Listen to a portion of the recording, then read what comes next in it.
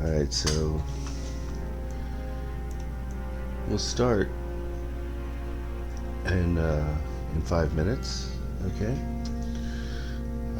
We won't spend a whole lot of time on this character creation process. If you're new here and maybe you're never even going to play this game, I want you to know what I'm doing. So we'll run through that very quickly.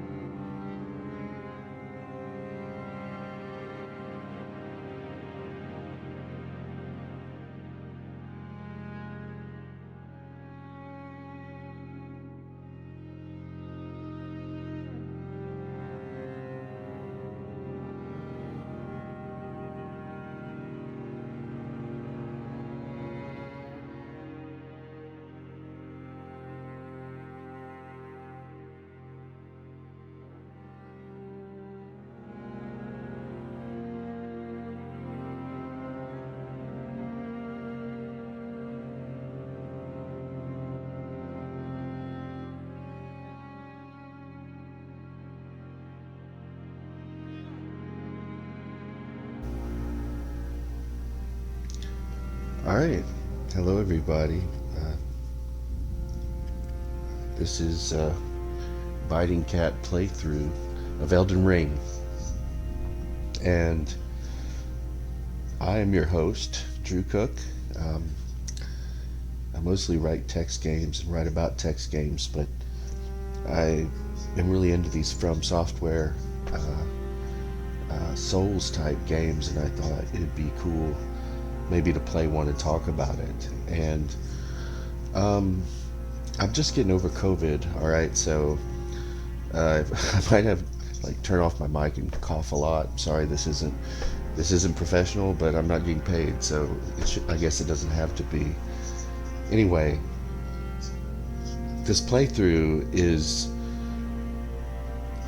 built around intelligence, which most people consider one of the easier paths through the game. And I think that may be true. I first played this game. Actually, I played all of the Souls games, including this one, without ever using intelligence-based magic. And you know, I've beaten them all. I in fact got the platinum for Elden Ring without ever using an intelligence build, and that's not a brag. The truth is, I'm not great at video games, and I think this stream is going to be very useful for people who also aren't great at video games. But you don't need intelligence or magic to get through this game. Mainly what you need is patience and some attention to detail.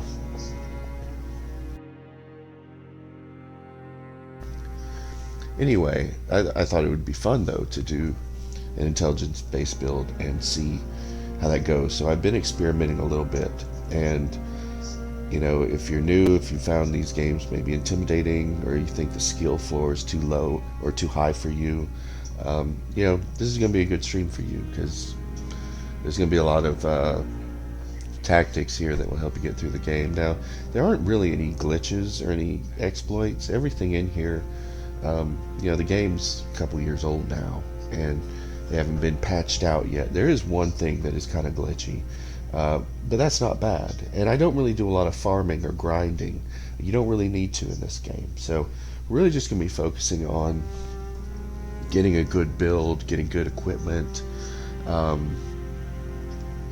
setting ourselves up for success, and seeing how that goes. Now, we are going to do something early on that's going to get us a chunk of XP. It's called runes in the game, but by the end of the game, that's really a trivial amount. So it's really just going to give us a head start. By the end of the game, it won't even be enough to level up once. That's one interesting or cool thing about these games, is there's diminishing returns. So something that seems like a lot quickly isn't, and that kind of keeps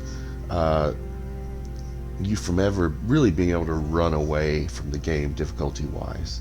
You can maybe run for a while, but you can't hide. If that makes sense. Anyway, let's go ahead and make this character here. If you're experienced, you might be surprised that my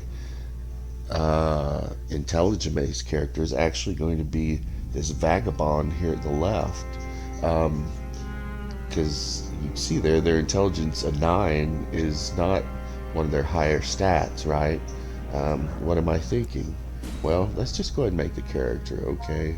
And we'll call the cat, you know, I guess, Biting Cat. Right? That makes sense. The name really doesn't matter. You don't get addressed by your name. It's really just to keep track of separate character saves. If we want to know what the vagabond is, we can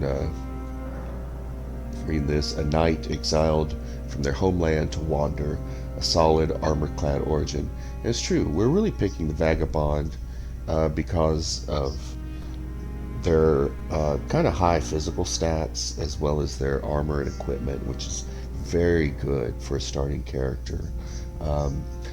We're going to do a lot more melee or hand-to-hand combat than you might expect for a magic character, but there's a lot of situations where a lot of spells just don't really do anything, and if you don't have a plan B or a backup, you're just not going to be successful. So we don't want to be so reliant on one tactic that we can be caught flat-footed or be vulnerable in ways that will frustrate us, because again, this is a playthrough that if you're new, or you're just, you know, you just want to try this out, you're not even sure if From games are right for you, you know, this is a low frustration playthrough. There's going to be a few moments where we kind of hit a pretty severe skill check, but hopefully I will have prepared you for those. Okay, we'll see.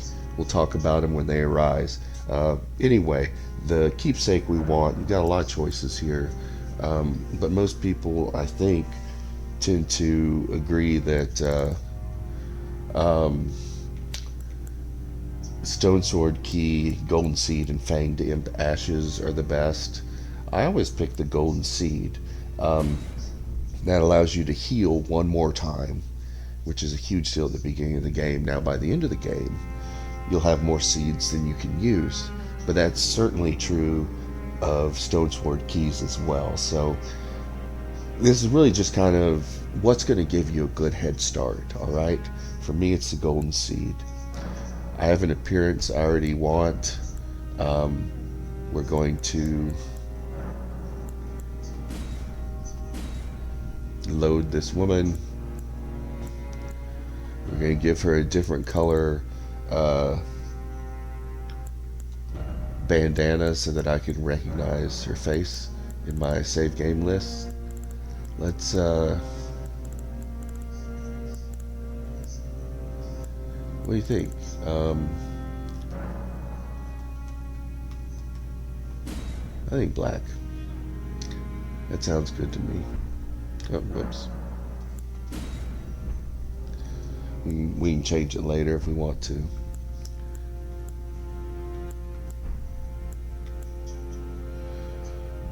Oh, you know, I don't like that. We'll just go with orange, okay? If you've played my game, you know there's a orange-eyed woman a character, so we can kind of riff on that. Um,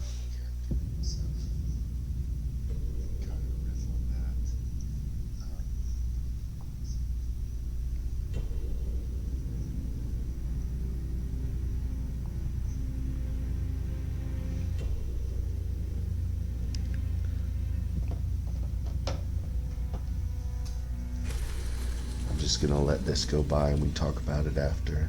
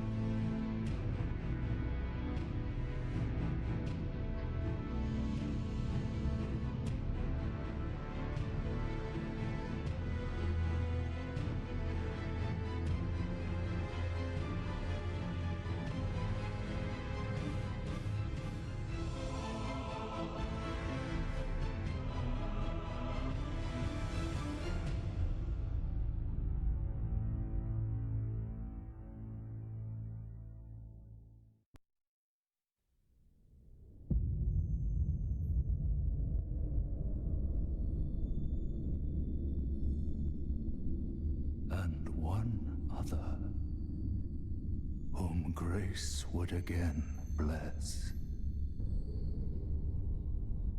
A tarnished of no renown.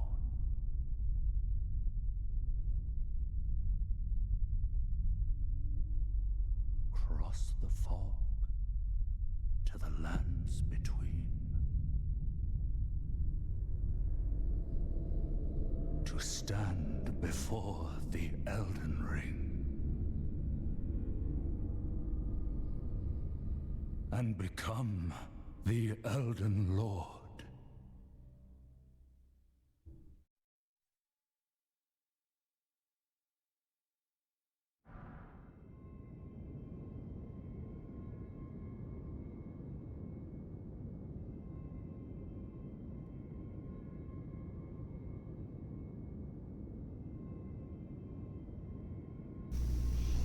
All right, wow. It's very strange that the voiceover didn't play during the video. That fascinating litany of characters. The loathsome dung eater, the deathbed companion. You know, they're all what are considered tarnished, like you, the player character. And that's it's interesting. The tarnished have been debased in some way. They've been robbed of the light of grace. And grace is an important spiritual concept in this game, but we kind of get thrown into the deep end with this stuff. It doesn't really get explained, and that's really part of the appeal, I think. You know, there's such an air of mystery to all this, and you know, trying to figure out what's going on. You know, there's kind of religious icons and imagery everywhere. Their meaning isn't immediately clear.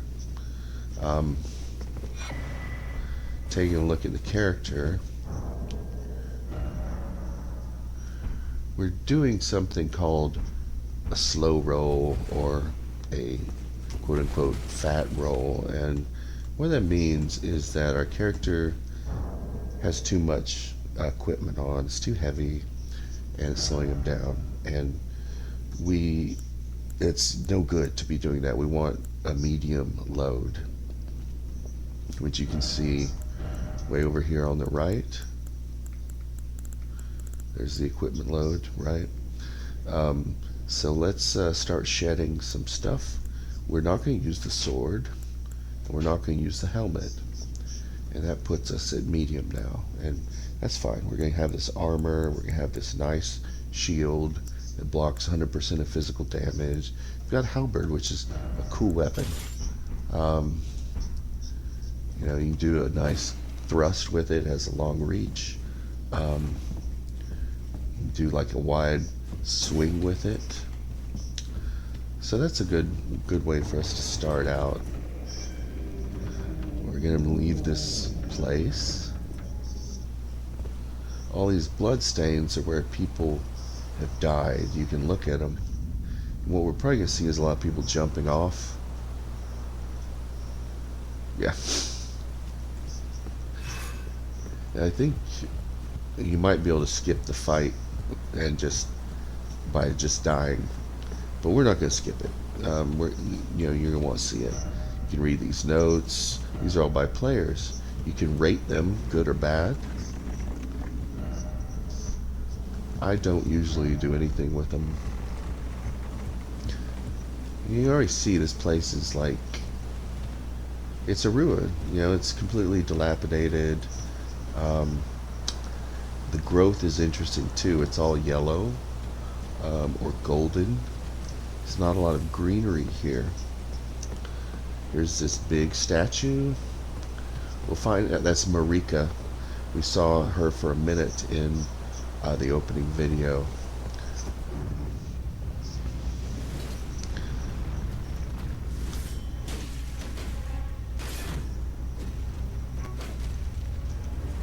The purpose of this thing is really just to let us know that we can't win. I mean, you can beat this thing, but you know, That's not really for people like us. That's that's for better players than us.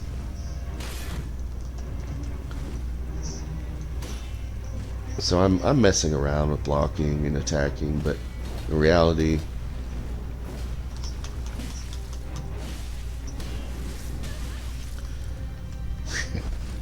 and there we go. That's supposed to happen. If you do beat that thing, you get one of its swords and its big shield, which is nice for some people. Our character will never be strong enough to wield that shield. It has a strength requirement, and we're just not going to grow in that direction, really.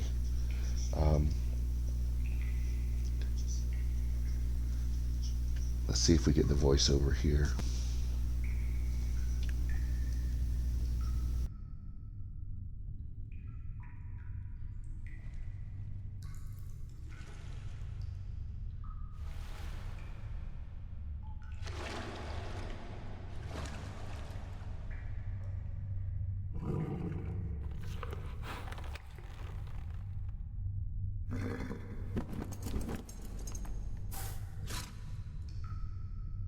Don't worry, Torrent.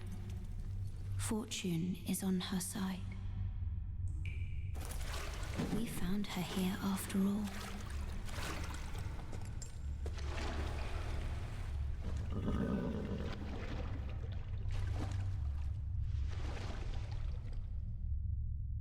One of her kind is sure to seek the Elden Ring.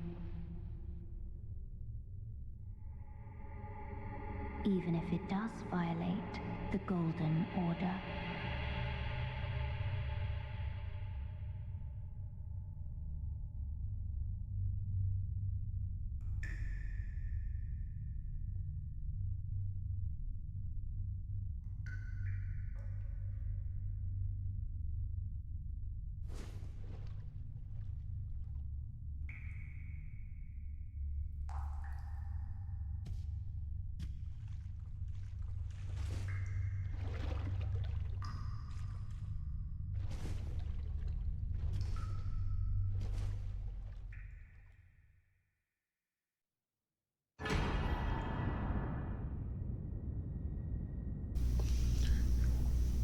Alright, these flasks are how we heal ourselves. The Crimson Tears heals health. The blue flask, the Cerulean Tears, heals what's called FP. In other games, it might be called mana, magic points. Basically, special abilities and spells all use FP. So ultimately, as users of magic, we will be relying on FP a lot. But we have no magic right now. And it'll be a while, believe it or not, before we have any. I'd like to get some by the end of this session, which I think will last until, I don't know, maybe 11. I want these usually to be an hour long, but this first one may be longer just to get everything out of the way. This is a tutorial space, and if you're playing this for yourself or following behind, you're definitely going to want to read all these. I'm not, because I just don't think that makes a good content. But these are save points and checkpoints, so you want to find these and activate these. They're all over the world. From Software is the most generous they've ever been with save points in Elden Ring. You're probably never far from one.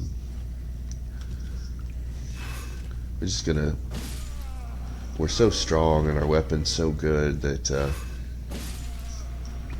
we really don't even have to follow the tutorial. I mean, we can just run through this, which is what we're going to do. We could have skipped this all together, but this is an easy way to get enough to buy a crafting kit, which is something we will want to do. There's a guy up there with an arrow. We're just going to run by.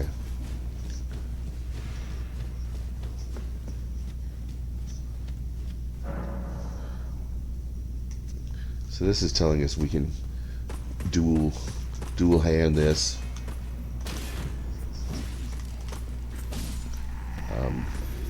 I kind of got a little button mashy there. I could have done a special attack if I had timed things better.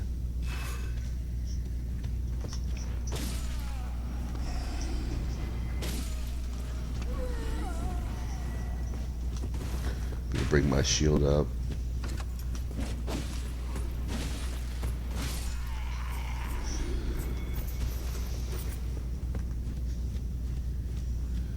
And we're just, you know, this is saying we could use our skill if we wanted.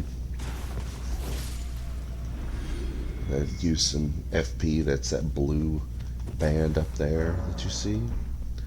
That's telling us we can backstab things. This is super useful. You don't have to be a thief to backstab. You're gonna probably want to backstab a lot of stuff. They call it a critical hit. You'll know you did it right if it goes into that kind of special animation.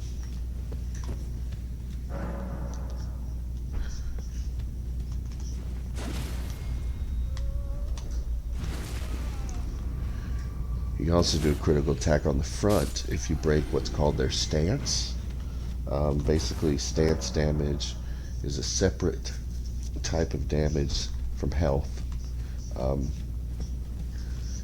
You can also break someone's stance by beating on their shield.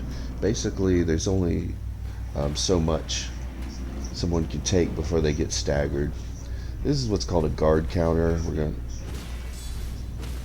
You block somebody's hit, and then you can do like a special heavy attack, which does a lot of stance damage, which in turn you can use to do a critical hit, right?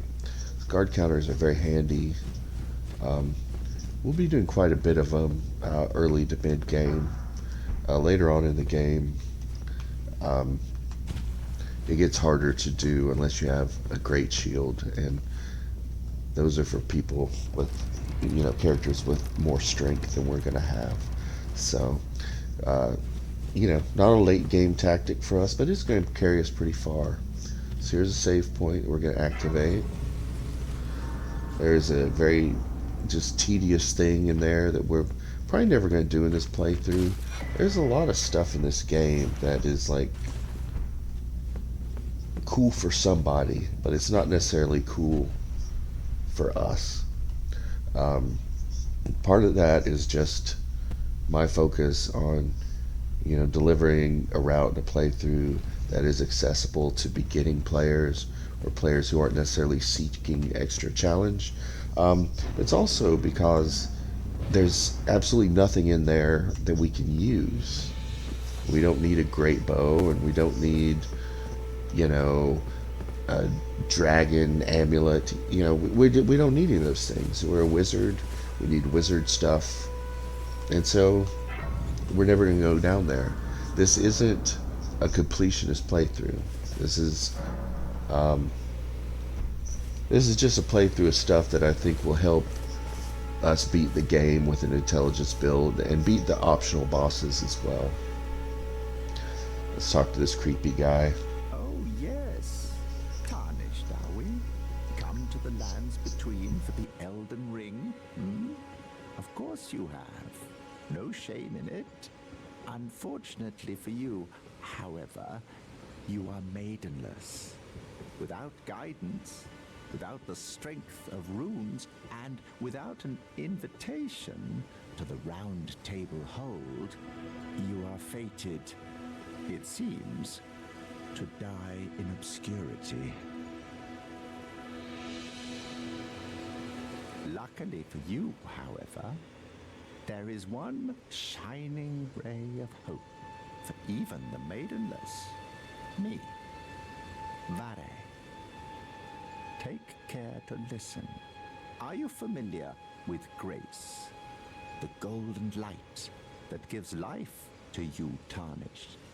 You may also behold its golden rays, pointing in a particular direction at times. That is the guidance of grace. The path that a tarnished must travel. Indeed. Grace's guidance holds the answers.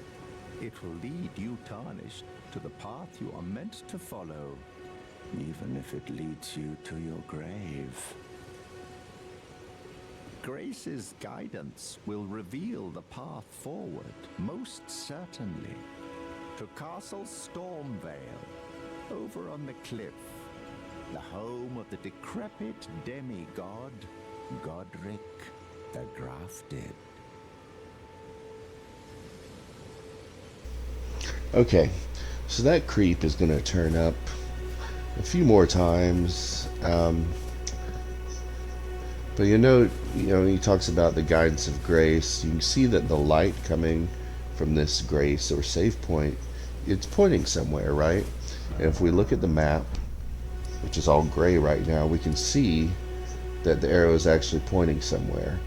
If we follow that, we should get to another side of grace. You see that horsey guy down there? Yeah. One of the things Elden Ring wants you to know right away is that you do not need to fight everything. That is a nearly impossible fight for a beginning player with a beginning build. In fact, it's a nearly impossible fight for an experienced player that hasn't leveled at all and has starting equipment. So we're going to just go around. We're going to go around, we're going to follow that arrow and see where it takes us. We can hear him, he's over that hill somewhere, but we're not going to mess with him. We're going to take the side door, come in the ruin of this church. And there's the site of grace that other place was talking about, so we're going to activate it. Now you can see we have a new pointer, and it's kind of pointing to this thing here. So I'm going to put a marker on that. We're going to go check that out in a minute. You're tarnished. I can see it. And I can also see that you're not after my throat. Then why not purchase a little something? I am Kale, purveyor of fine goods. I am of a nomadic people, selling wares as I travel. The land has been tainted by madness since the shattering of the Elden Ring. It's only tarnished like yourself, who keep things from drying up entirely. Let's say you're a very welcome customer. You know, if you can spare the runes, you should buy yourself a crafting kit. A crafting kit allows you to make basic items on your own. Essential, really, if you intend to survive out here for any duration. The kit costs a bundle, and I admit I do take my cut. But the important thing is that you survive. Every customer counts, after all. Now he's right. It would be good to buy that crafting kit. But the reality is we're not going to be making anything for a long time, and we need the runes more, so we're not going to buy anything from him right now. We're going to collect this smithing stone. Those are upgrade materials, used to upgrade weapons, and a big focus of this playthrough is going to be leveling up gear. You know, that's part of how we're going to maintain an advantage, even if, like me, you know, maybe you're not amazing at video games, you know, you can still be prepared. We're going to backstab some things. We're just making our way to where the grace is pointing. See this little glowing skull? These golden runes are basically little treats. They have XP, experience points, that we can use to level up and buy stuff. I'm just not really making an effort here to clear the map, but I'm gonna kill any soldiers we run into.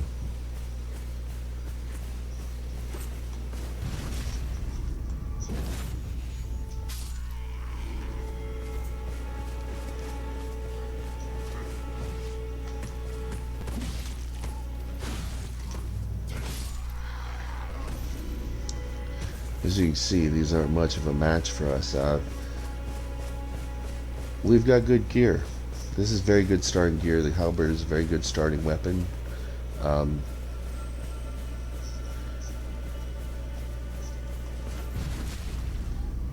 we've got good stats, you know. Our starting strength is good. Our starting dex is good. We have, this is, at the moment, ironically, despite our magic plans, this is a very good physical character at the moment. And there's a reason for that. And hopefully it all makes sense. I'm not really going to explain long-term plans for the character yet. I will once we get our hands on some runes. Okay, here's the grace we were looking at. So now that's active.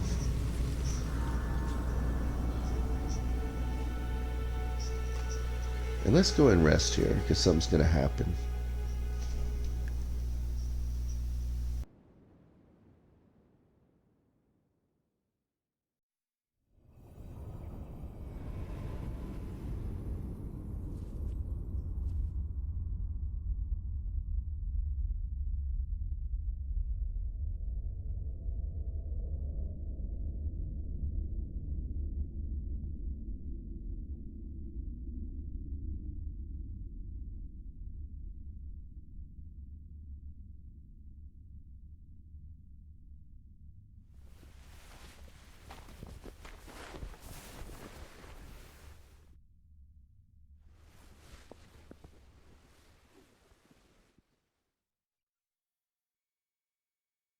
I offer you an accord.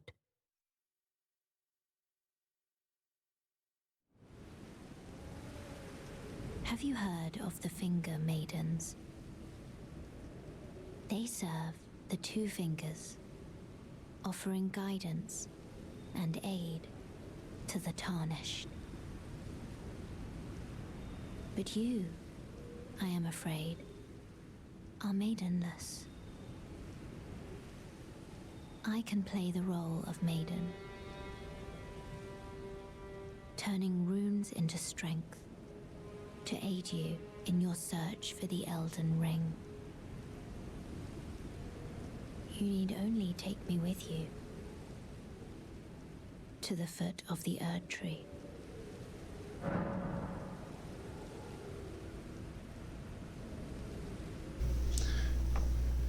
And you pretty much have to accept. I mean, you can say no, but nothing really happens in the game until you accept. Then it's settled. Summon me by grace to turn runes into strength. Ah, another matter. I bequeath to you this ring.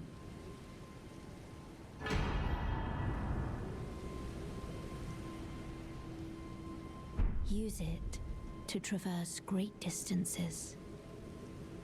It will summon a spectral steed named Torrent. Torrent has chosen you. Treat him with respect.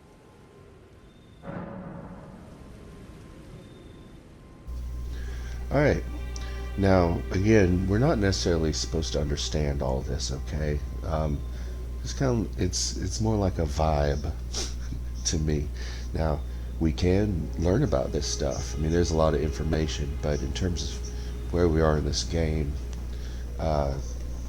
it's okay for this to be kind of strange and mysterious. I think that's the intent. So we're going to do a couple things here. First, we can use that golden seed we have to add a charge to our health pool for healing. We should also be able to level up once. Shall I turn your runes to strength? Let my hand rest upon you. For but a moment, share them with me. Your thoughts, your ambitions, the principles you would follow. It's not very exciting, but probably the single most important stat in the game is actually vigor, which dictates your health. I mean, lots of other stats are important, but there's a big temptation for characters to kind of try this glass cannon approach, or oh, I can just dodge well, and if I do more damage it'll be fine. But the truth is, early on you'd actually don't do a lot more damage with higher damage based stats, because your equipment stinks. Your equipment is usually what dictates your damage early on. So let's focus on health so we can survive being hit. That's really the most valuable thing at the moment.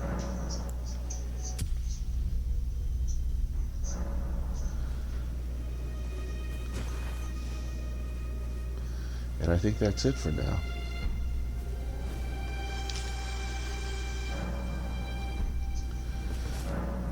And we can put our little horse on our belt. I always put it here. Summon Torrent, detect spectral steed. Note you can read descriptions of things. You know, sound the whistle to summon and ride Torrent, the spectral steed. Upon his death, the spectral steed can be summoned again, but doing so drains the flask of crimson tears. You can actually use items to keep Torrent healed. There's some horseback battle type stuff we'll be doing. Right now, we're just going to live dangerously and try to get this map. See that glowing thing? Yeah, there it is. There, we got it. And he's going to blow a horn and everybody's going to come running, but we don't care. We're just going to ride away. Oh, look at those bats. Wonder if they'll come get us. We're just going to keep going, guys. We're just going to go and go. They're coming running too. They hear that horn from pretty far away. We're just going to the church. We're just running.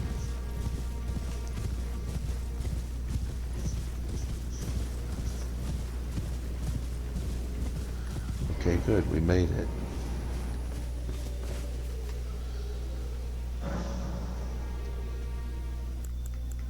Know that we can keep talking to Melina.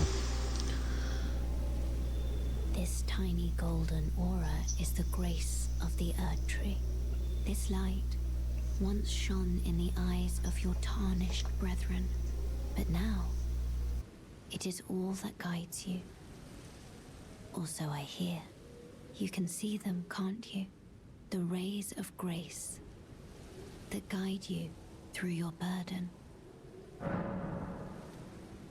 Upon the cliff in Castle Stormvale is a shard bearer, a demigod, who inherited a fragment of the shattered Elden Ring. If the rays of grace signal the castle, then the Elden Ring beckons you. As an ally by pact, I pray that you are fit to face the challenge presented by the ring. Okay. Note that she also is trying to get you to go up the hill to that castle.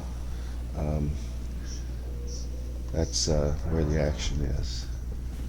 Now this isn't intuitive, but what we have to do now, because again, this is also a guide, right? I'm not going to make you figure things out. We need to fast travel here at night, which eventually we would have done. This way, tarnished. And May I now, have a word? see this mysterious fog? The merchant is asleep, and this strange figure is over here. A pleasure to meet thee, tarnished. I am the witch Renna. As you can see, she has 4 hands. About to top a spectral steed, and upon looking into the matter, the talk I surmise is of thee. Thou art possessed of the power, no? To call forth a spectral steed named Torrent. This is kind of the same thing. You jerk her around, but there's no benefit. You really just want to say yes. As I had hoped, I was entrusted this for thee by Torrent's former master.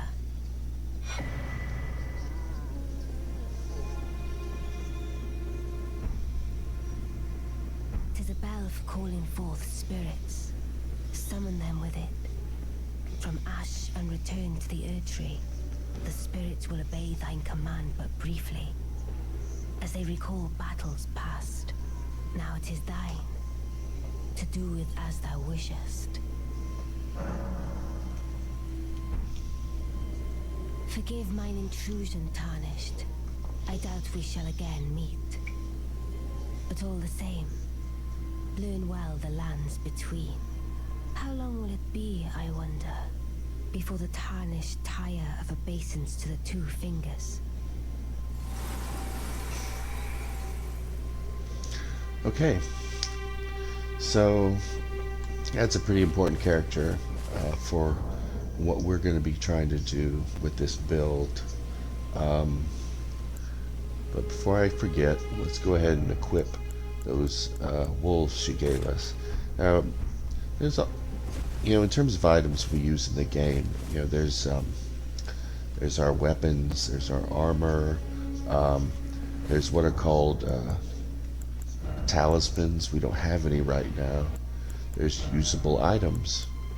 One of these usable items is called Spirit Summoning Ashes, and there are just a ton of these in the game that allow you to call sort of computer-controlled allies, and they can be upgraded just like your weapons can. And so that's another kind of path to power we'll be seeking, is finding and upgrading a good spirit summon that we can rely on as we fight bosses. That's another way that From Software gives us some difficulty options, and we will definitely be taking advantage of that. So let's wait till morning. Unless you have something specific to do at night, I really don't recommend ever traveling at night. There's some kind of bosses that you can encounter at night, and none of them, I think depending on the kind of player you are, I mean, you might think, oh, what a hilarious situation to be in, fighting this surprise boss.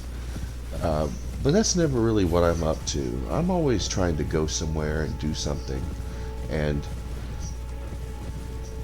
I don't want to just suddenly be fighting a boss, with maybe not all of my health, or, they're just not prepared. I'm just not into that. So I'm always going to rest till morning. We need to clear this area. We were here before, but now we're back here with our wolves. We don't technically need to do this first, but I want to. Be a good way for you to see some of these tactics. Now we've already seen what happens. I'm gonna lock on him. We've already seen what that happens when that guy with the horn gets to call his friends, and we won't be able to fight everybody that way. We need more control over the encounter than that.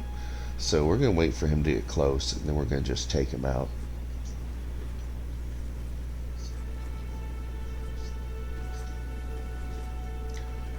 Early on, backstabbing is just kind of a way of life.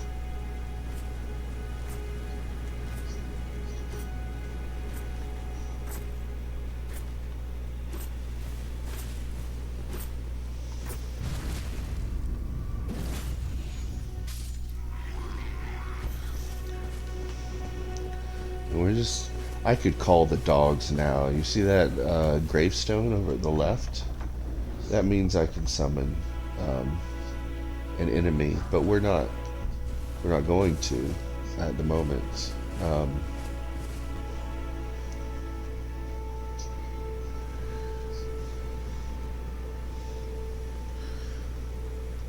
We're gonna, because there's a pretty powerful enemy, and we really only need the dogs for him.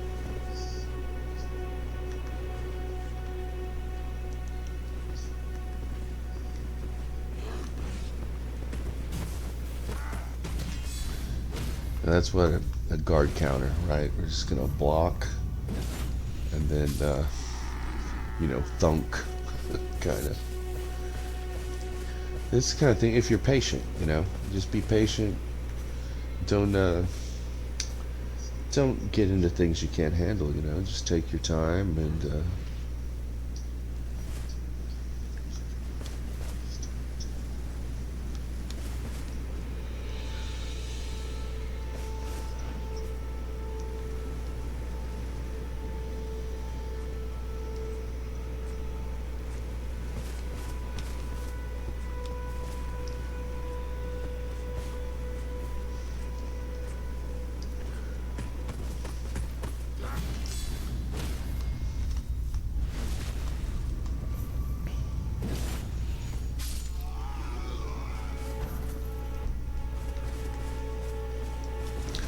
another one of those little, you know, anytime you see the glowing skull, this guy we're just gonna kind of circle around. His weapon's so slow, we should be able to get behind him. Yeah, see that? The main thing is, you know, early on you just want to get these enemies alone, you know, and take them one at a time. You know, avoid getting surrounded. As you get more practice, it gets easier to deal with that stuff, but you should never really rush into a crowd unless you have to.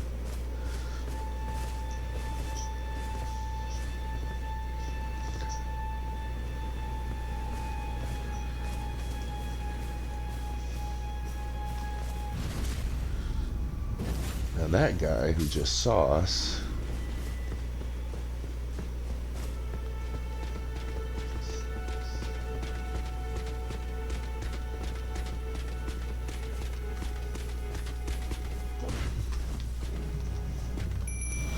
there's our dogs.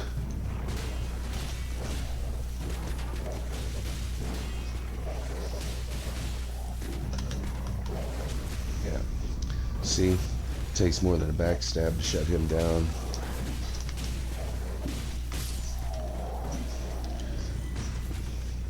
But we got him.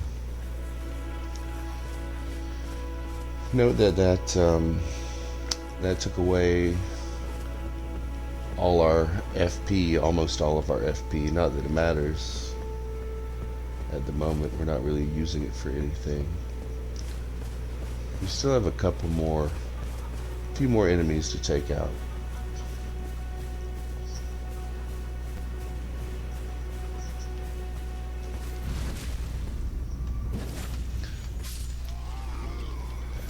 We're gonna clean house because we only want to do this once. And then we'll probably never come here again.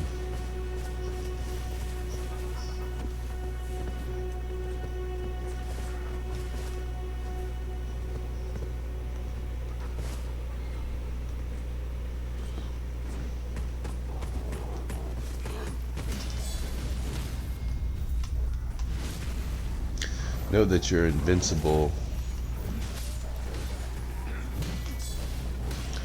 while you do these fancy animations.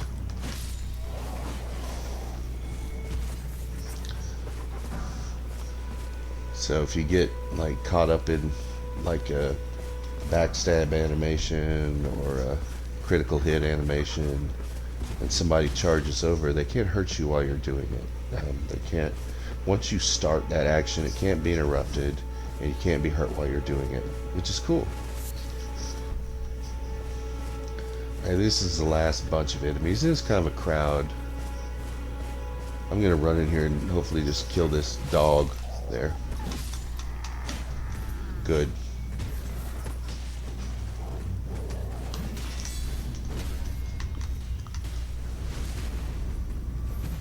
See, just swing went right through me.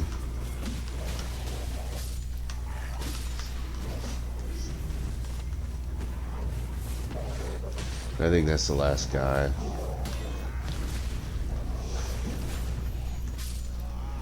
Yep. That should be the last guy. Let's look around, see if anybody dropped anything.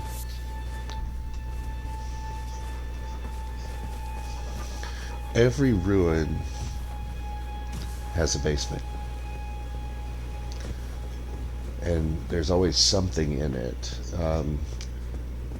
It's not always something good, and sometimes it's guarded by a mini boss or just some kind of monster. It's not very useful to us now, but this will allow us to make certain upgrades to weapons. It's just something we'll get now that we've got it. We don't have to worry about it. Alright, so that's cool. Now what, right? Let's just keep on trucking.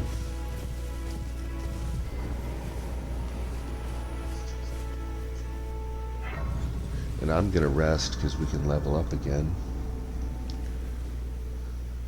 We can also talk to Melina again.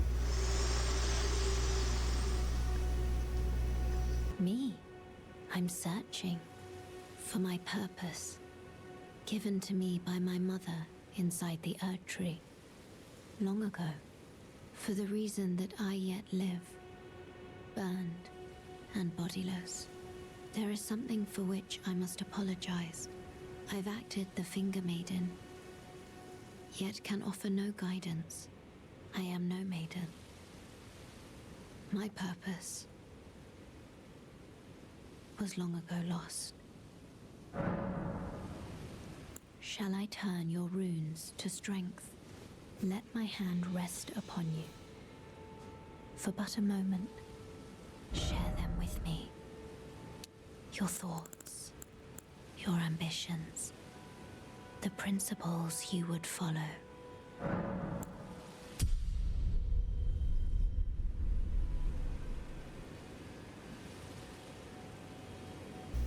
So just another vigor, and as you can see, we're very close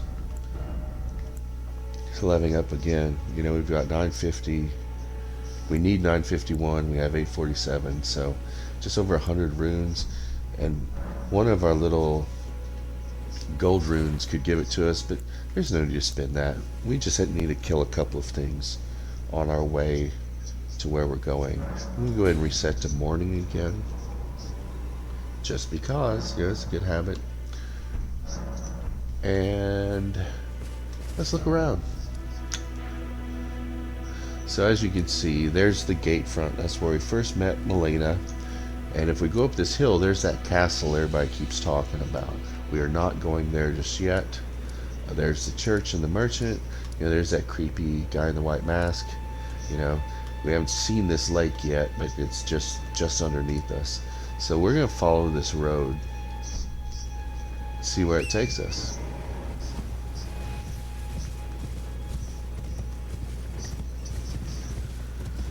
We're going to meet a weird friend over here.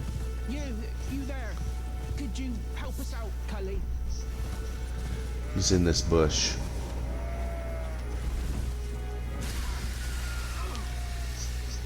What'd you go and do that for? Oh, yes. I remember. Some clod turned me into a tree. You were just breaking the spell, weren't you? Thank you. The name's Bog.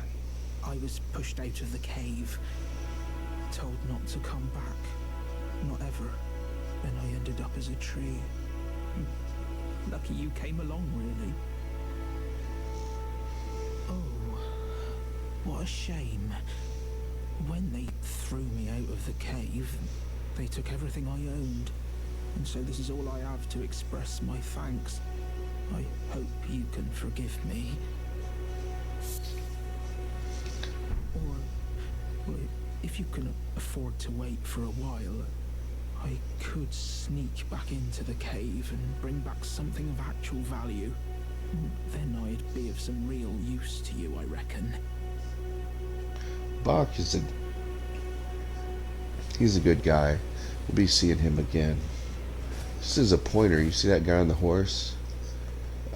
It's kind of like a general rule in Elden Ring and really from software games. Fighting enemies on horses is kind of a drag.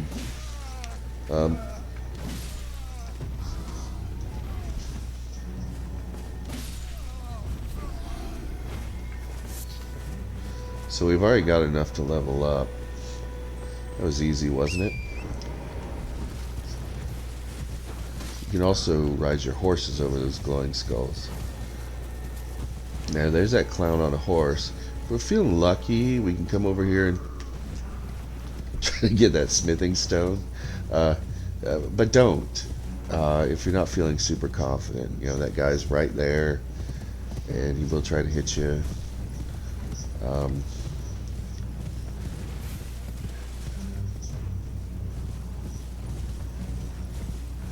Here's another smithing stone. Again, we're just kind of making our way along the road. The reason I'm sort of off the road is that in case we run into any points of grace, you know, save points. This convoy here is kind of fun to take out, but we're not quite up to that yet. We'll have to save that for a later day.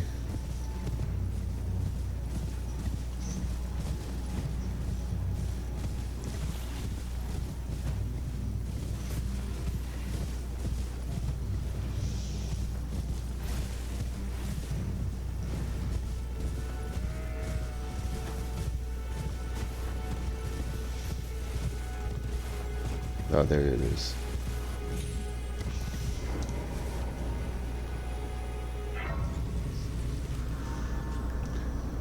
Just look at the map again. As you can see, we're just kind of, you know, making our way along.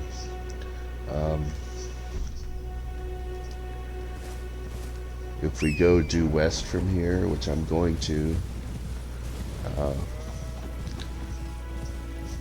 we can find another point of grace.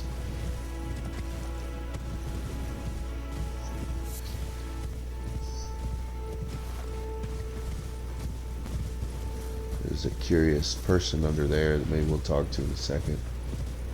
One thing at a time.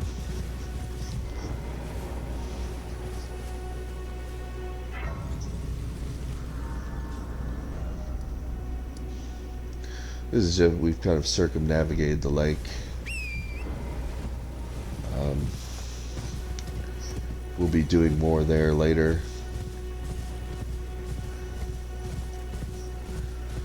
This is kind of a ambient thing. These guys are all fighting. We're not going to get involved.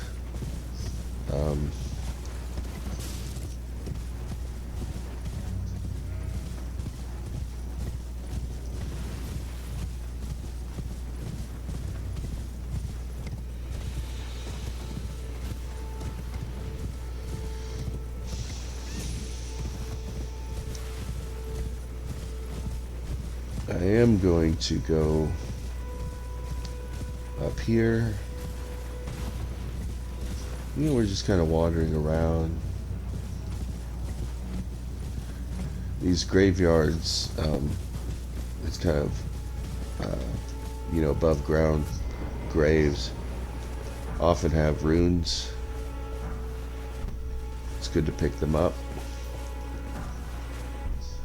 Some of them are haunted too and have undead. You know, you gotta, you know, keep an eye out for shit. Or they have all these wolves.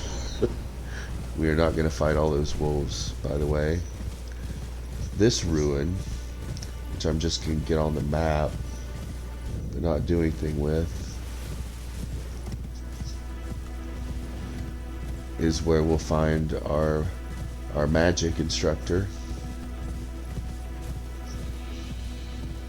Here we're just here for the gold foot, which, yes, is very useful. And once we get out of this hostile space, I'll bring up the map again. We can review where we were. Those guys with the big swords, I mean, you know, it's not like a boss fight, but it is early days for us. We're really just trying to stay alive long enough to reach our goals. You know, we have specific things we're trying to do. Like, I'm going in this direction because there's something very specific I'm trying to accomplish.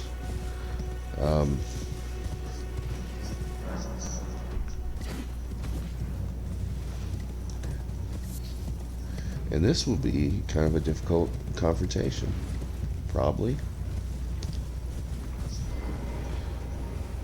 We need to cross this bridge. Now there's a big ballista that we're going to have to face off against. So we're going to hang back here and kind of do these guys one at a time.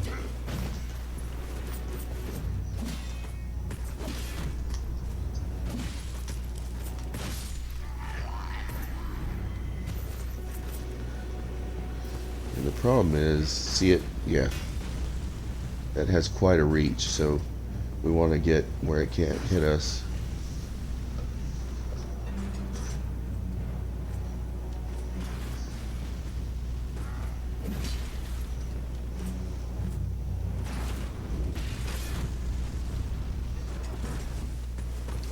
Wow, did you see that?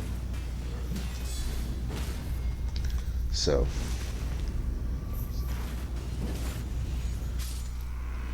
from here, we're just going to summon the dogs. And then we are going to run like crazy. Running, running, running.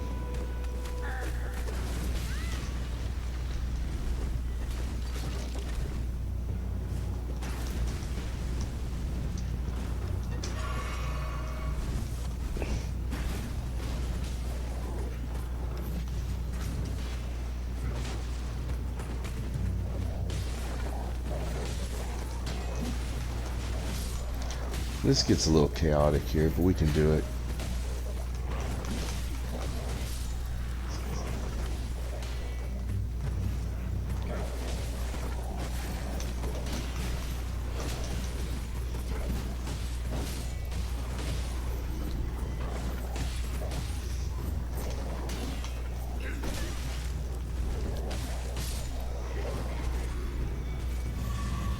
And we did it.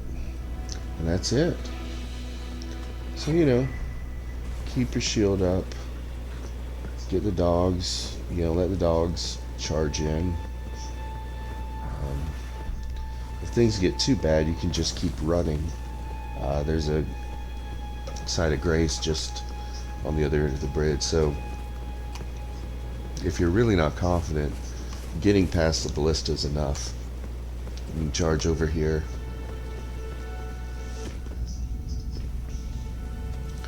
You can activate the grace, you can rest, as we will. You see we already level up again.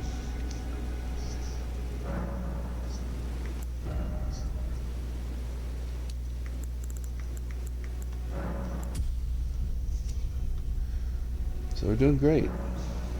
We can go to morning again.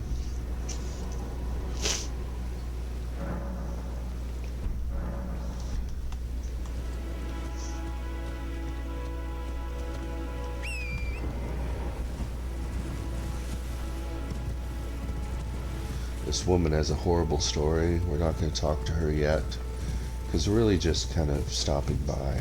We're not really engaging with this area yet. It's just a quick visit. Let's call the dogs again.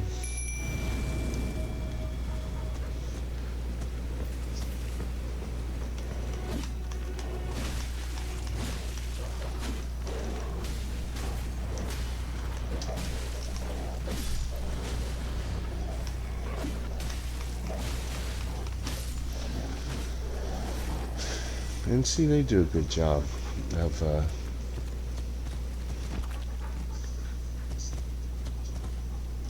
keeping things busy.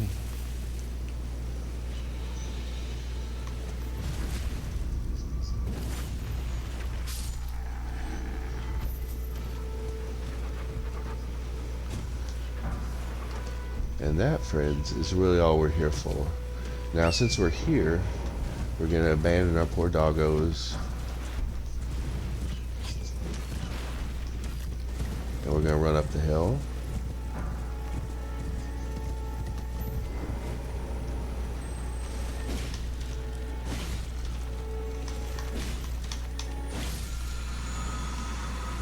These ashes of war allow you to put special abilities on weapons. They're called weapon skills. That mighty shot you can put on a bow. Most bows come with mighty shot by default though, so it's not hugely useful. That one isn't. So here we go. We're going to activate this grace. We're almost done with this little island. The merchant isn't on the map until we talk to him, so I'm just going to say hello. He does have a smithing stone too, which is unusual. We'll eventually care about these cracked pots, but not now. For now, we just have one more thing to do, and it's just over this hill. There is a giant all the way down at the bottom of this hill. He's got a big bow. He's going to start shooting at us, which is why I'm getting behind this thing. Do you hear that? Yeah. But now that we got the map, we're leaving. That's really all we wanted to do.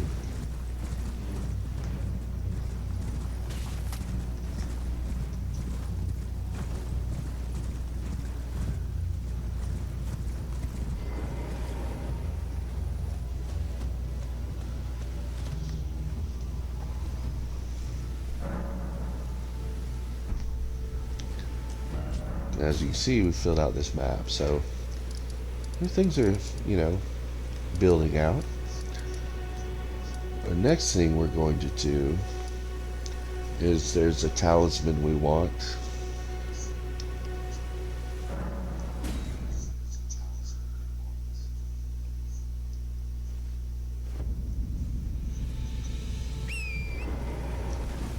As you can see, we're back here again.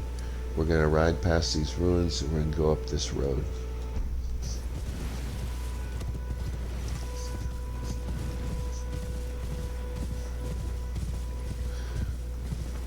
It's an old gag from the E3 Skyrim presentation, I think, but that kind of, you see that mountain, you can go there. Of course, the problem with Skyrim is it wasn't always interesting to go to that mountain, right? Some of you Skyrim fans might get in your feelings about that, but you know, that's how I feel about it. But this is a really gorgeous world, and it is amazing that how much of it is visible from any one place at a given time. And almost all of it has something to do or some cool thing to find. Yeah. So we're just kind of trotting down this hill here.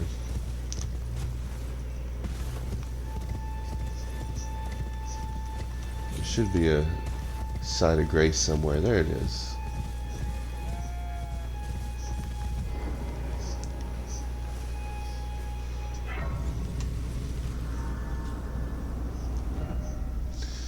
And we're slowly building out the map. You might recognize this. This is going to be another piece of the map that'll fill this in, get rid of the gray. And we'll be able to do that in just a minute.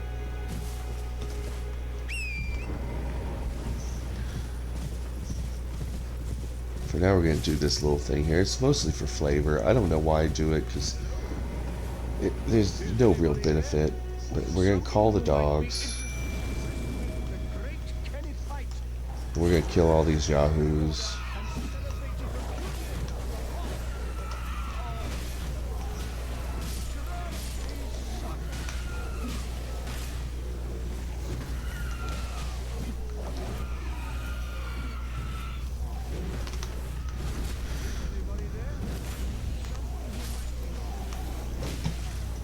At this point, these shouldn't be very challenging enemies.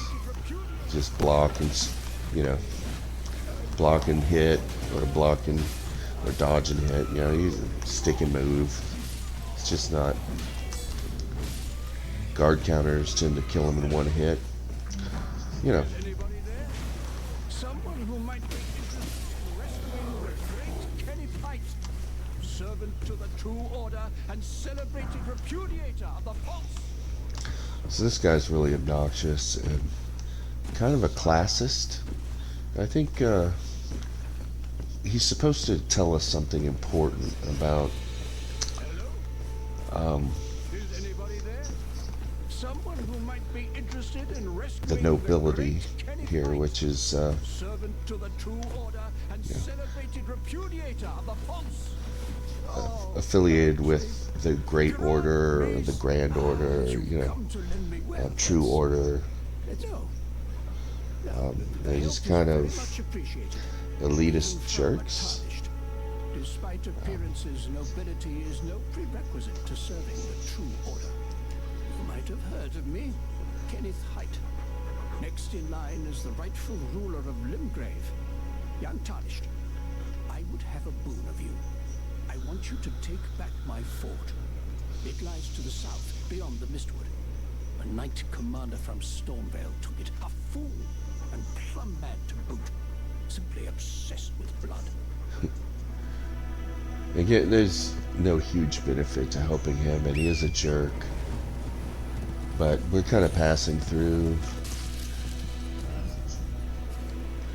Be sure to go up on this hill. There's other ways to get here, but this is the best way. And you will find some truly excellent runes. For us at the level we are, these are, you know, a level 6 rune is terrific. 4 is good. You know, all these are good. This book, Fever's Cookbook,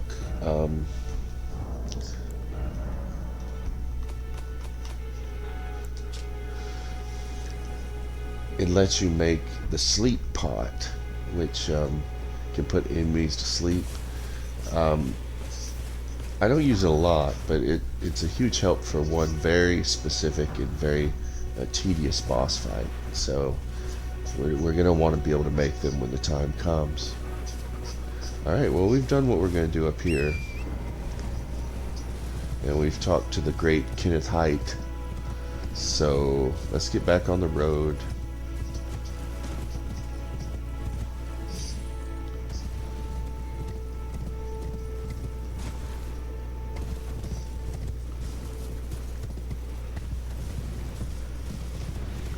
And we're going to go on down the hill.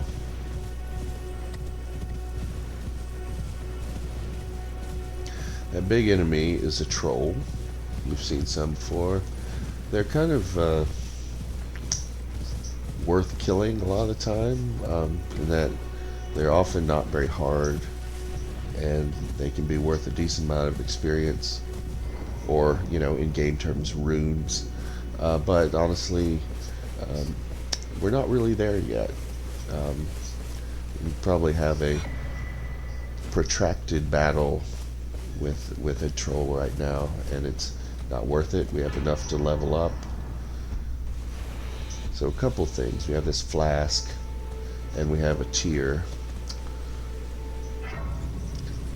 We find these tears at most churches, and what they do, there are 12 in total in the game, and they increase the amount of healing that your flasks do. Now that's not a huge deal for us right now, because we don't have a lot of health, but it will be.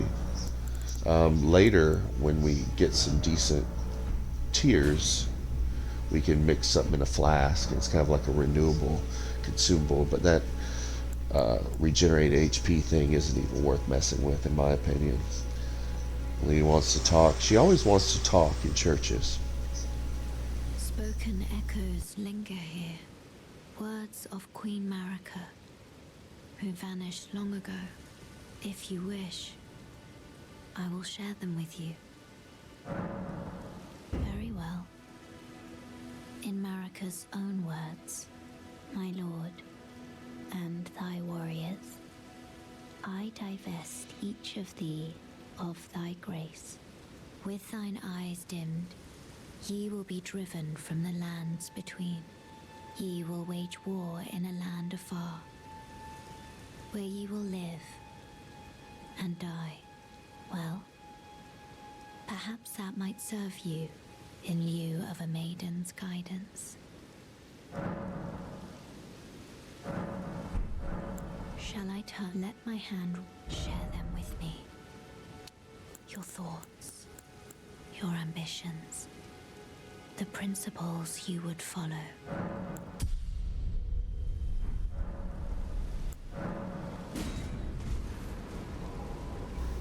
So once again, we did vigor. We haven't added to anything but vigor yet. That's just kind of where we're at.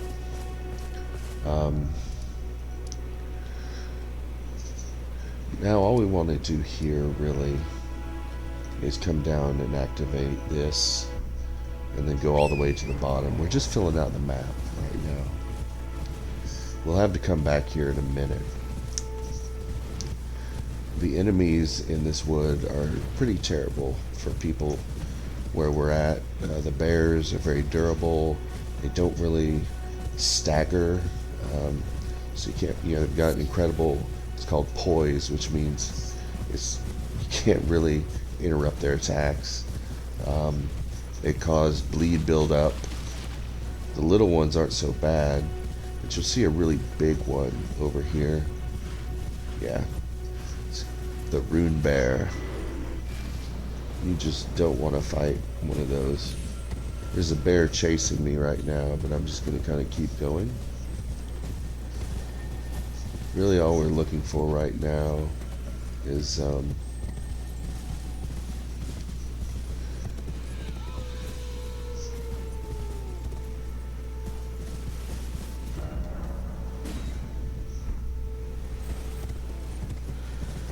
we're looking for, I don't know, it's like a bird bath.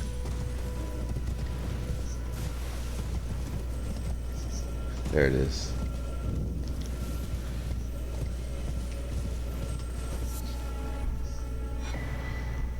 Now that's got some tears that are worth making a flask out of. There's a little skull. Get another golden rune. And we're almost where we're going. We're just going to go to the end of the continent here. Can you hear that howling? There's a guy over there. We'll meet later.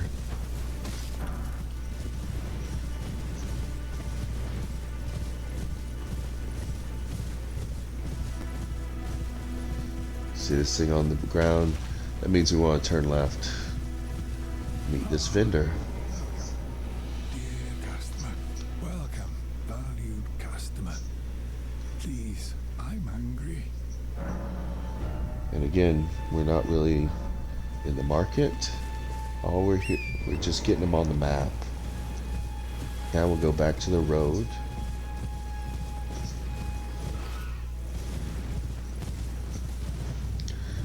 We're not gonna mess with it, but that's Kenneth Heights Castle or Fort. We're just activating this so we can come back to it easily.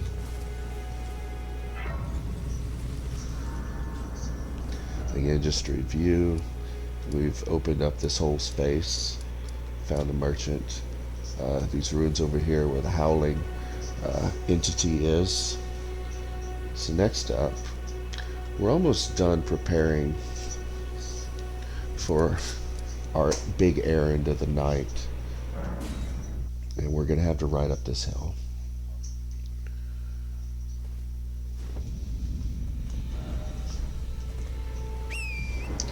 Do not try to fight things. There's going to be a giant on the right, I think, or a troll on the right. I think he just, there, can you see him up there? Yeah. That thing jumps down in a second. So you don't want to be in the middle, because it'll jump on you. You're going to get left. There's going to be some crossbow bolts. Just keep going. Don't stop. Just keep running. There's nothing back there that's worth fighting for. This seed is the most valuable thing on the hill. Stay right to avoid a rain of wolves. I'm not kidding, they rain from the sky. And activate your thing here. And the castle is just right up there. But we're not going up there. We're going to come in here. We're going to get this stone sword key. That's one of the things we could have gotten at the beginning, but we chose the seed. There's this woman. We need to talk to her and exhaust her options. Came with me. They crossed the sea for me. They fought for me. Only to have their arms taken, their legs taken, even their heads taken. Taken and stuck to the spider. Did you know, if you're grafted by the spider, you become a chrysalid? It's quite a lark when you think about it. You're all on your own, are you? And heading to Stormvale Castle? Enticed by the one in the white mask, I suppose. Oh, you've come to be one with the spider? Well, that makes us two peas in a pod. But I don't have your courage. It's scary, you know, having your arms cut off, or legs, or your head. I want to be like everyone else, but I'm just too scared. I'm nothing but a craven. Oh, I know. Can you take this little one along with you? The poor thing deserves someone braver than myself. And the spirits look rather fondly upon you. It'll be glad of your company, I think, the little one. So she gives you a big jellyfish you can summon, and she's obviously, her companions have obviously gotten mixed up in some kind of nasty business at the castle. Pretty much everybody we encounter has gotten mixed up in some nasty business somewhere. But for now, we're just running along. Just to clarify, at the shack we took a right. Now we're gonna head across here. There's another site of grace we're gonna encounter.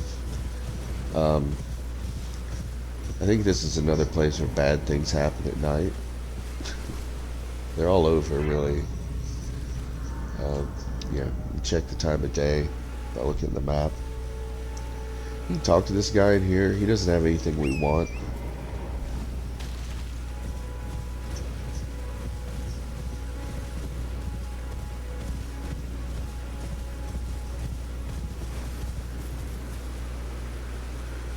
I'm not going to bother fighting these things.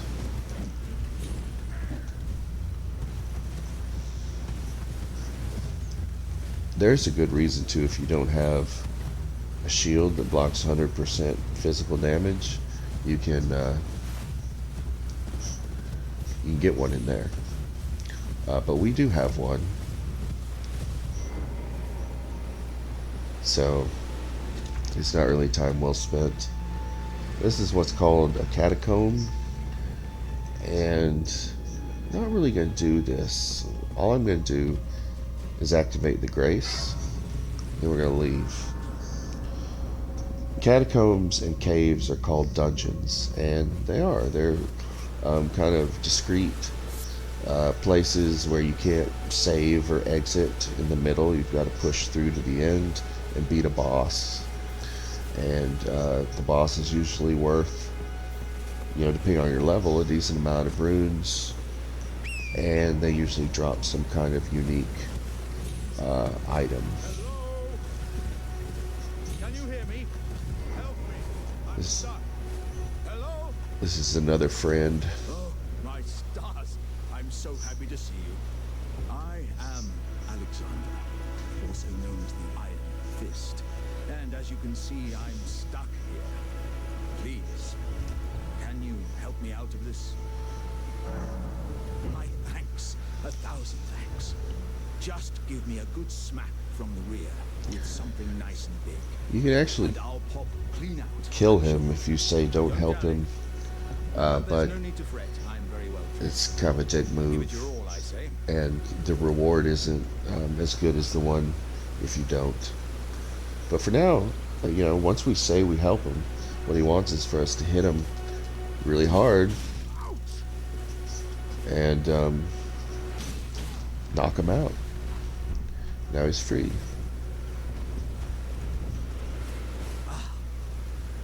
played, good lady. Well played. Though that mighty wallop of yours almost spelled the end of me. Ah. Well, I'm out now, and that's what counts. I thank you. And as a token of my appreciation, I'd like you to have this. Exalted Flesh sounds gross, but it's a pretty good buff that really increases your physical damage. Once again, the pleasure is mine. I am the warrior Jar known as Alexander. Iron Fist Alexander. I journey to the east, where I intend to further my education in the ways of war.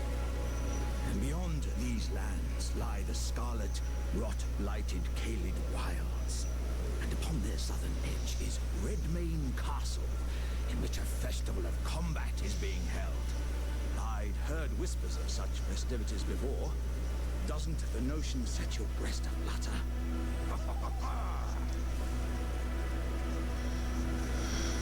So that's another place we'll wind up going much later.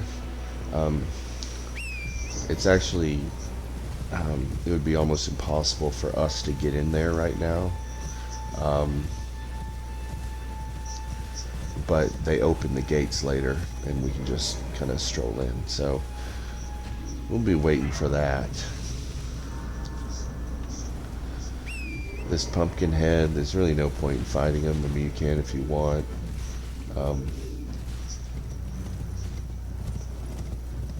But there's, yeah, no benefit. We're just gonna scoot on through here. It's another vendor. Oh dear. Yeah, I'm terribly sorry. Are you here as a customer?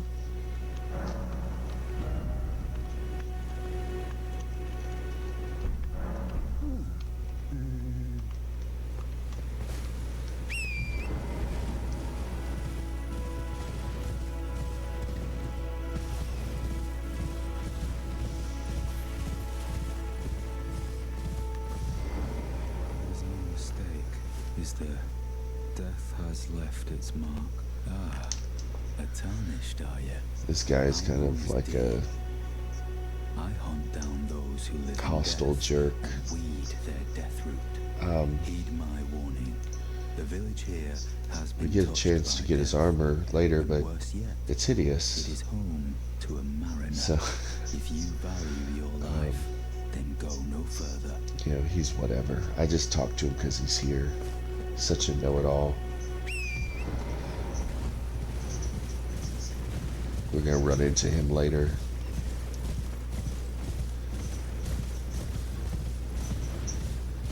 And once again, we're gonna activate this.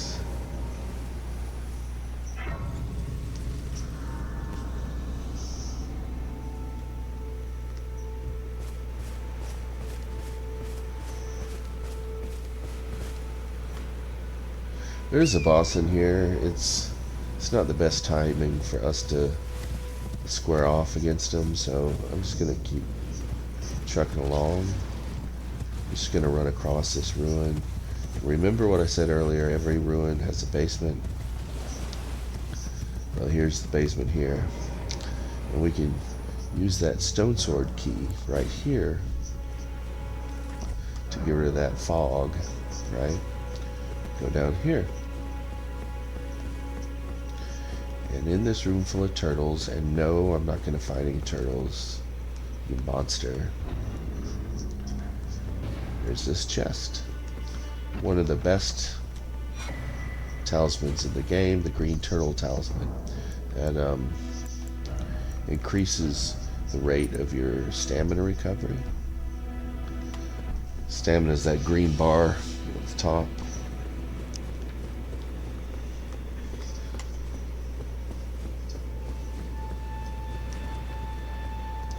Okay, we've done that. Let's just keep going, shall we? The place we're going to next is incredibly hostile. We don't want to fight anything. We don't want to really engage with anything. We just want to get through it. Stay as far from that church as you can. There's a hostile, like a NPC or phantom that will prove very hard to kill for us right now. A very challenging foe. So we don't want them to pop, right? Just keep going. We're gonna activate this thing here. And let's look at the map. So all we've done is we've headed east. There is a site of grace in there, in that church, but again, that's just not something we're going to do right now. We activate this right here. See that big bird? They're terrible. They do huge damage. They're very fast. They're very resilient. You really never need to fight one to beat the game. I think I got a platinum trophy, the platinum trophy, without ever fighting one. You know, they're more like environmental hazards. There's no point in fighting them unless you're just bored or are feeling, want to feel like a badass. It's just, I don't think they even give out enough experience points to be worth the trouble. A lot of what we do in these From Software games is kind of a risk-reward calculation, right? And to me, those birds are a big risk, but very little reward. Stay away from these things. They're just horrible.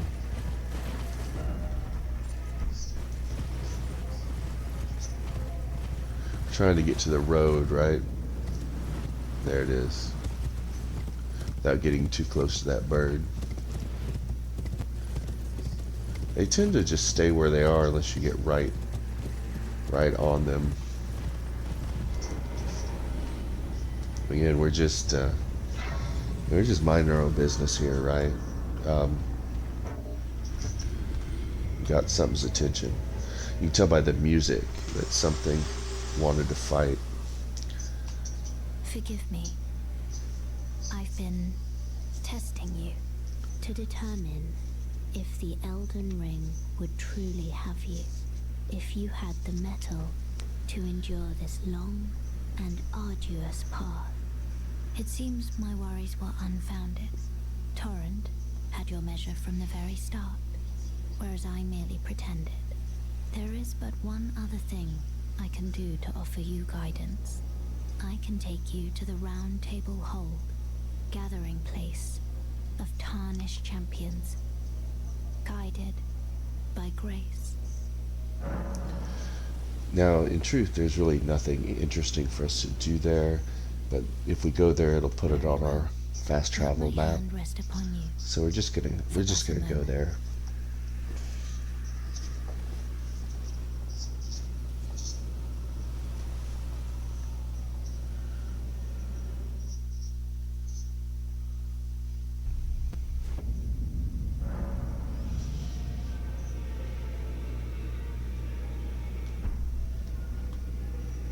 Okay, so in the second episode we'll explore this place in detail, but there's really nothing for us to do right now. We could upgrade our dogs, I guess, if we had the right materials, but we don't. So let's not even worry about that. Let's go back to where we were.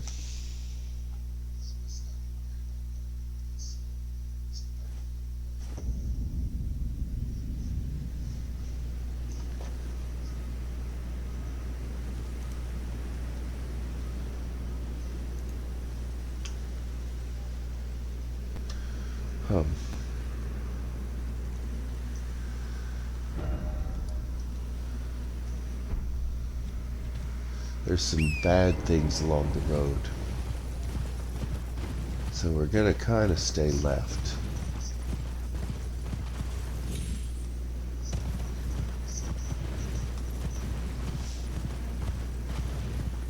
You see that fire down there? That's a vendor. And there's a grace up here somewhere. Oh, there it is.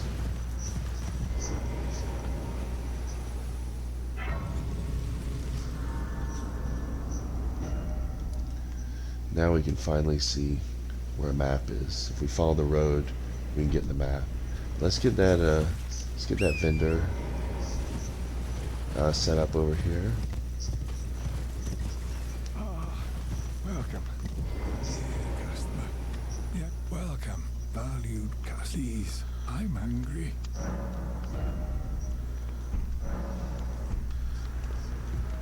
This place is incredibly oppressive. It's been inflicted by what's called rot. There's a lot of lore behind what the rot is and where it comes from. But the important thing mechanically is that it's like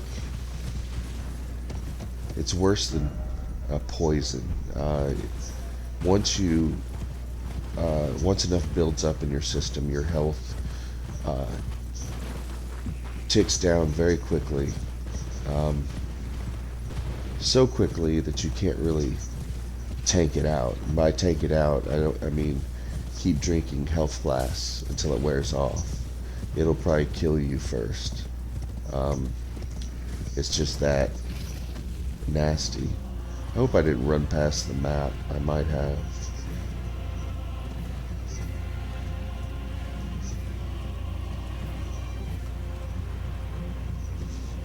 I got so enthralled with our rot conversation.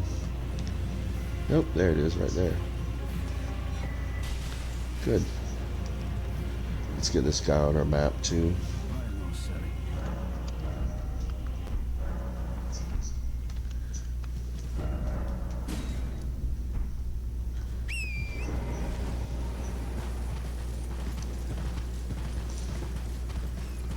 There's a grace somewhere over here.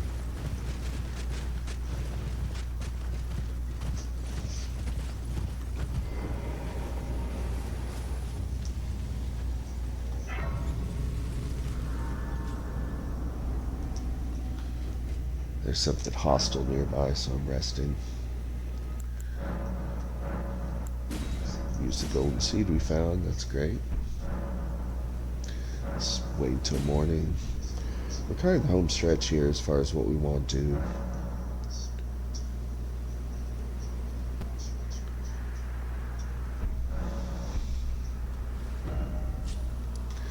This dark thing here is a swamp. If you stand in it, you'll almost immediately get infected with rot. But Torrent is, a spirit. And so he or she, they, aren't vulnerable to that. So we can ride Torrent through the swamp.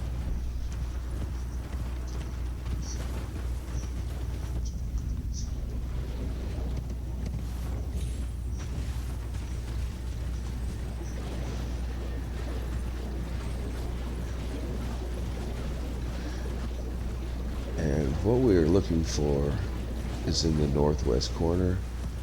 I don't think I've activated this, so I'm just gonna stop by. Yeah. Good. There are two things we want here. One is a magical staff that will allow us to cast spells, and the other is a magical spell that we can, cast once we have the staff.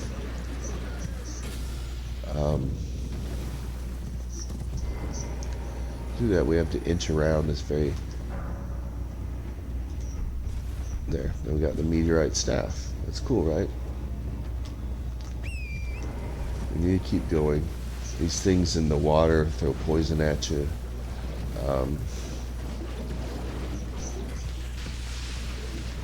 And are a little tough for us right now. So we're running, right? We're just running. We don't want to find anything. And now we have a spell. So we've got a staff and a spell. Now, if we look, we need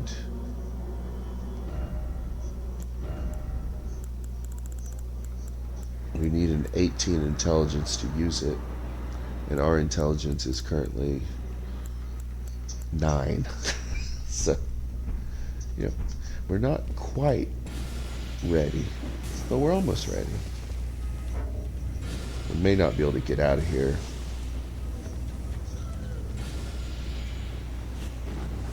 Because of that poison. We've got no way to heal it.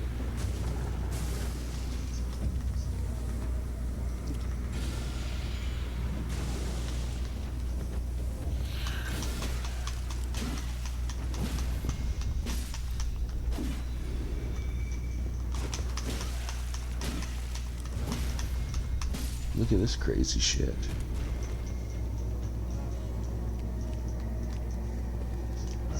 Oh, they gave up.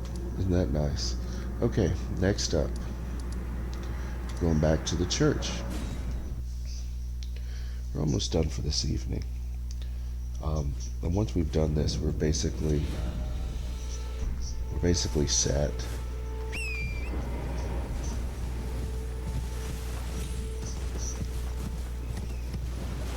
We're just going behind the church here. There's a teleporter.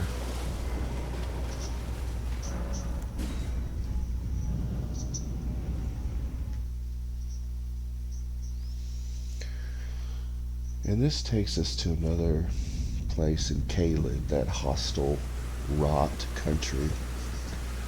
This is a super powerful boss that we will not be able to beat for a long, long time. And if you want to laugh, you can try, but I'd activate the site of grace first. We're not going to. I'm going to go ahead and mix our flask, though.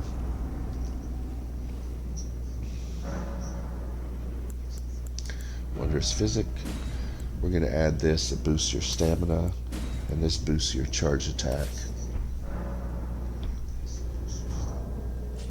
And I'm going to put it here.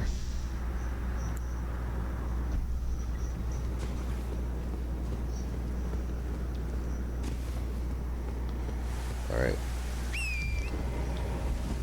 You don't want to get that thing's attention. It can fly.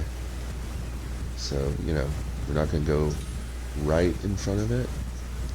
The enemies down here are pretty tough too, so we really just don't want to stop. We want to get this seed.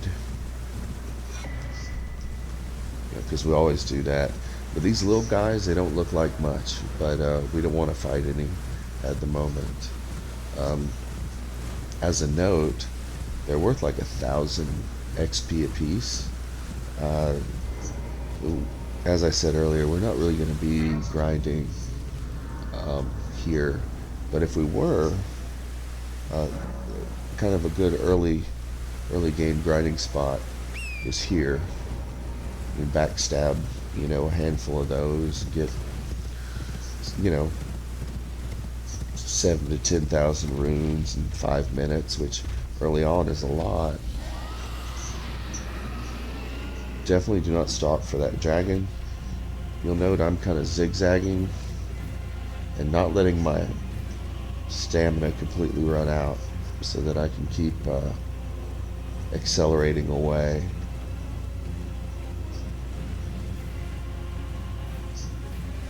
Over there is a memory stone. Maybe we'll go get sometime. The truth is, they're just not super important right now. We'll want more later. I'm staying to the right. There's a boss to the left. We don't want to get his attention.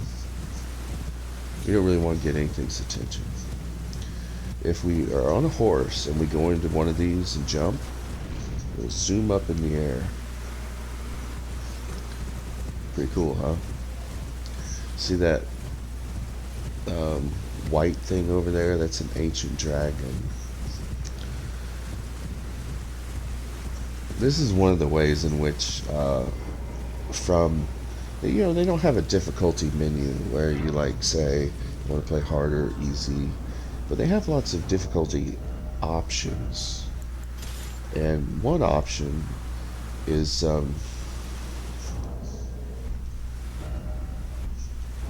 coming to fight this thing early. Coming to fight this thing. It can't fight back. And if you use the gold foot at the right time, it's worth almost 100,000 runes. Again, this isn't a cheat or an exploit. This has been here from the beginning. From has been doing balance patches for 2 years. They haven't touched this, and the reason is because it's intentional. This is meant to be a way to give players a head start if they want one. Now, it's very important that you do this from this side, from the fort side, because there are lots of other dragons on the other side that will completely obliterate us. You may be wondering, I'm going to drink my flask. You may be wondering, why am I using this Morning Star? It's because it inflicts what's called bleed status, and when enough bleed status builds up, you get what's called a hemorrhage. And a hemorrhage does a flat percentage of a creature's maximum health. So you'll see that little bar at the left, I'm barely doing any damage, but every once in a while it'll jump down by quite a bit. That's because I've built up enough bleed to do a hemorrhage. I really have no idea how long it would take to kill this thing with a normal weapon without doing bleed. It really seems like it would be just not feasible. Like you might wear out your controller before you actually got it done. So we're going to do this here. And again, this isn't cheating. This is something built into the game. You could get all of this yourself. Now the funny thing is, there's 100,000 runes. It seems like so much. By the time we're in late game, 100,000 won't be enough to even level up once. So all this grinding stuff has diminishing returns. You know, things eventually kind of reach a kind of stasis with experience. So it'll give people like us kind of a chance to get used to the systems and practice our play, but it isn't a lasting advantage. We certainly, by mid-game, won't be really ahead of people who didn't do this. Not in any meaningful way. This is kind of boring to watch. I apologize. I'll go ahead and talk about what I'm going to do with this. Ultimately, our plan is to be an almost pure intelligence damage dealer. And so we're going to rely on spells. We're also going to rely on melee weapons that do magic damage, that rely on intelligence to do damage. So now that we've gotten health down a decent amount, I'm going to eat the foot. And I need to finish this off before the foot wears off. But I think it's like for 3 minutes or something. I'm not really worried about it.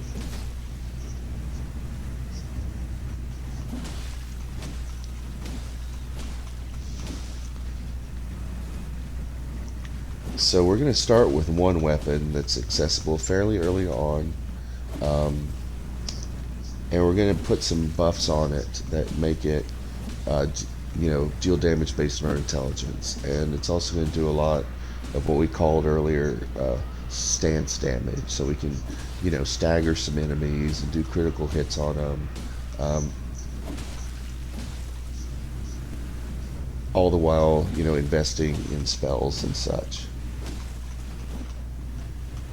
But late game, we're going to get one of the more powerful weapons in the game that many consider kind of overpowered. But again, we're not having some sort of chivalric contest here. We're in this to be successful without necessarily being amazing video game players, right? So we're gonna get that sword. It also leads to the best ending of the game. So if you're only gonna play this once, a lot of people consider it the best, or maybe the you know canon ending. We'll have to see what the DLC looks like.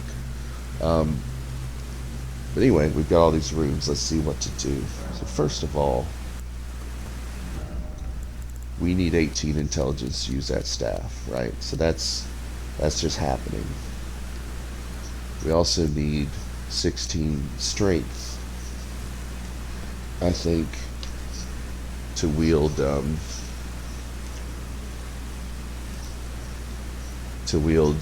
weapon we have in mind.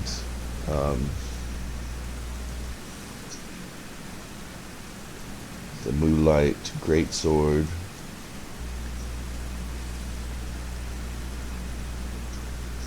Or Dark Moon Greatsword, yeah. Yeah, we need a 16 for that.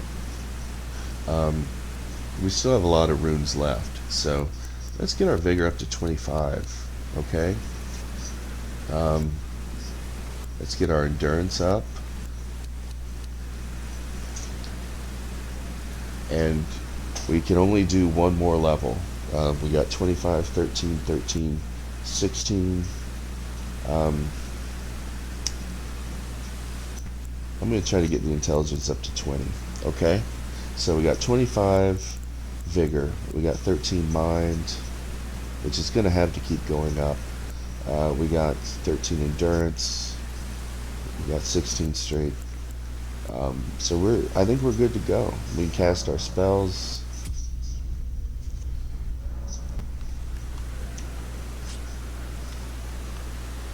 So now what, right? We're about to quit.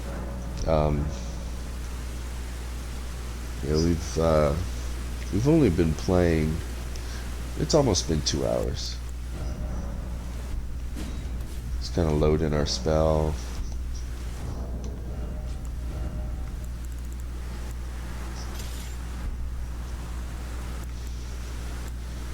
I'm guessing we still can't wear our hat yet. And we're gonna put our halberd back on. If you're wondering,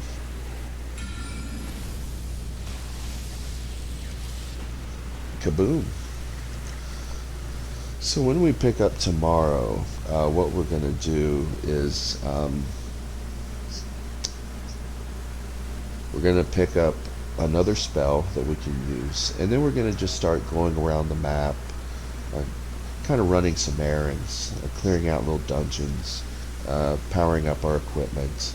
There's really no rush to pursuing the story. We're going to focus, as I said at the beginning, on creating a character that is survivable and powerful enough to face the challenges ahead. So now that we've done all this running around, we ought to be able to do some real kind of combats and boss fights and whatnot starting tomorrow. I'd like to just do like an hour a weeknight. I know this one was longer, but I didn't want to drag out, getting leveled up and all that. So let's plan for an hour Monday through Friday from here on. And if you're just watching this on YouTube, I'll try to put some some bookmarks there for you, so you can jump around to different parts. Anyway, I think that's gonna do it for today. So so long, folks.